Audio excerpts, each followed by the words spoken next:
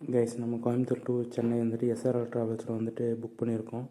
So இந்த பஸ்ஸில் எப்படி என்னென்ன ஸ்பெசிஃபிகேஷன் இருக்குது, அப்புறம் ஓவரால் ஜேர்னியை பற்றி நம்ம பார்ப்போம். சாப்பிட்டாது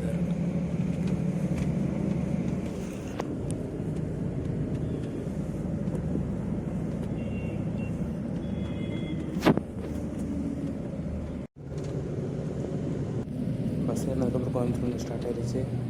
வாங்க போக போக பார்க்கலாம். ஓவராலாக பெட்டெல்லாம் வந்து நல்லா தான் இருக்குது. அதுக்கப்புறம் தூங்கிட்டு அதுக்கப்புறமா கரெக்டாக அந்த பவானி கூடுதலை வந்து போச்சு. அப்புறம் பஸ்ஸில் மேக்ஸிமம் எனக்கு தெரிஞ்ச 110 வரைக்கும் மேக்ஸிமம் ரைஸ் பண்ணி ஓட்டுறாங்க. பரவாயில்ல, நல்லா ஓரளவுக்கு நல்ல நார்மலான நல்ல ஸ்பீடு தான்.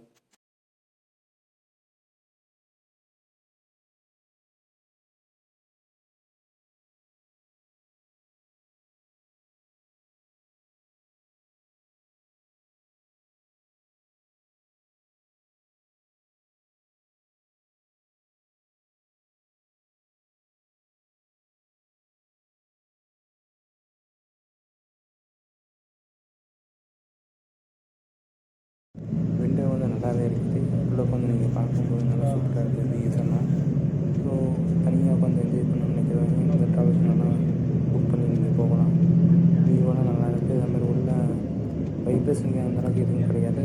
நல்ல சாஃப்டான ஃபீலாக இருக்குது. ஸோ ட்ரை பண்ணி பாருங்கள் நெக்ஸ்ட் டைம் போகும்போது.